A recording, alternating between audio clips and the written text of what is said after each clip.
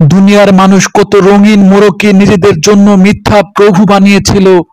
কেউ দেবদেবী আর মূর্তি প্রতিমূর্তির মোড়কে, কেউ ক্ষমতার মোড়কে, কেউ সম্পদের মোড়কে, কেউ সভ্যতার মোড়কে, কেউ প্রযুক্তি আর বস্তুবাদের মোড়কে।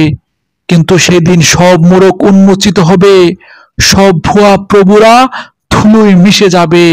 ওই দিন আল্লাহ রাব্বুল আলামিন ঘোষণা করবেন, তোমরা জাহান্নামে যাও, যাও তোমাদের মিথ্যা প্রভুদের সাথে, যাও তোমাদের মিথ্যা উপাস্যদের সাথে। স্বাগতম মহাগ্রন্থ আল কোরআনের ধারাবাহিক তাফসিরে। আজকে ইনশাল্লাহ আমরা পবিত্র কোরআনের সূরা আনআমের 22 থেকে 24 নম্বর আয়াত পর্যন্ত আলোচনা করব। এই আয়াতগুলোতে মহান আল্লাহ রাব্বুল আলামিন বলেন, وَيَوْمَ نَحْشُرُهُمْ جَمِيعًا ثُمَّ نَقُولُ لِلَّذِينَ أَشْرَكُوا أَيْنَ شُرَكَاؤُكُمُ الَّذِينَ كُنتُمْ تَزْعُمُونَ।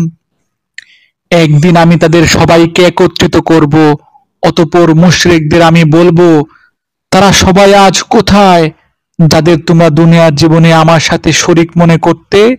সুম্মা লাম তাকুন ফিতনাতুহুম ইল্লা আন ক্বালু আল্লাহি রাব্বিনা মা কুন্না মুশরিকিন।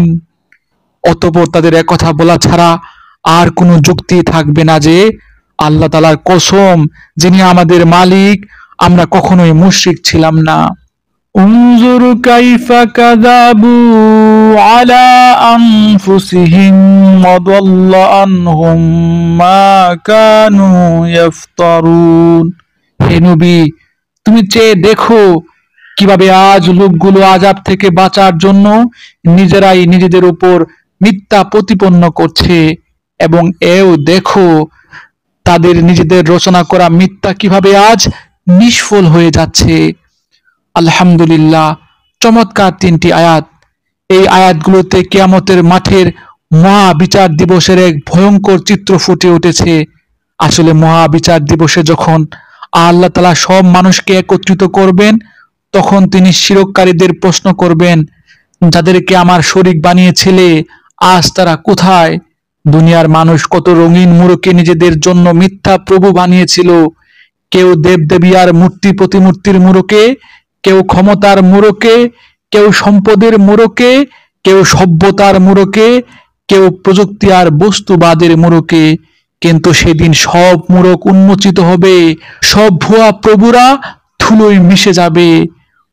দুঃখের বিষয়, মানব জাতি আজ তাদের প্রকৃত অভিভাবককে ভুলে গিয়ে বুকে টেনে নিয়েছে পশ্চিমা সভ্যতা, বোকবাদী সংস্কৃতি, মানব রচিত মতবাদ, মিথ্যা রাজনৈতিক শক্তি আর বিভিন্ন মূর্তি প্রতিমূর্তিকে।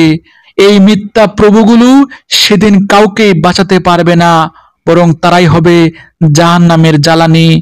সেদিন শিরককারীরা পথভ্রষ্টরা মুখ লুকিয়ে বলবে, আমরা তো কিছুই জানতাম না, আমাদেরকে মাফ করো। কিন্তু তাদের সেই অজুহাত, তাদের সেই ক্ষমা প্রার্থনা আল্লাহর দরবারে একদম চলবে না। ওই দিন আল্লাহ রাব্বুল আলামিন ঘোষণা করবেন, তোমরা জাহান্নামে যাও তোমাদের মিথ্যা উপাস্যদের সাথে। হে মানব জাতি, আজই ভেবে দেখো তুমি কাকে অভিভাবক বানাচ্ছ, কাকে তোমার রক্ষাকর্তা বানাচ্ছ, কাকে প্রভু বানাচ্ছ। এটি কি মহান আল্লাহ রাব্বুল আলামিনকে, নাকি মিথ্যা প্রভুদেরকে? আল্লাহকে বাদ দিয়ে যারা মিথ্যা প্রভুদের কাছে মাথা নত করেছো, তাদের শেষ পরিণতি নিশ্চিতভাবে জাহান্নাম। তাই ওঠো, মিথ্যা প্রভুদের মোড়ক ছিঁড়ে ফেলো, আল্লাহকে তোমার একমাত্র অভিভাবক উপাস্য বানাও, আইনদাতা বিধানদাতা বানাও। কারণ সেই দিন আসছে যেদিন একমাত্র আল্লাহই রক্ষা করবেন, আর বাকিরা হবে জাহান্নামের ইন্ধন। আল্লাহ রাব্বুল আলামিন আমাকে সহ আপনাদের সবাইকে আজকের এই আলোচ্য আয়াতগুলো থেকে শিক্ষা গ্রহণ করার তৌফিক দান করুন। এই প্রত্যাশা আজ এখানেই শেষ করছি। ধন্যবাদ।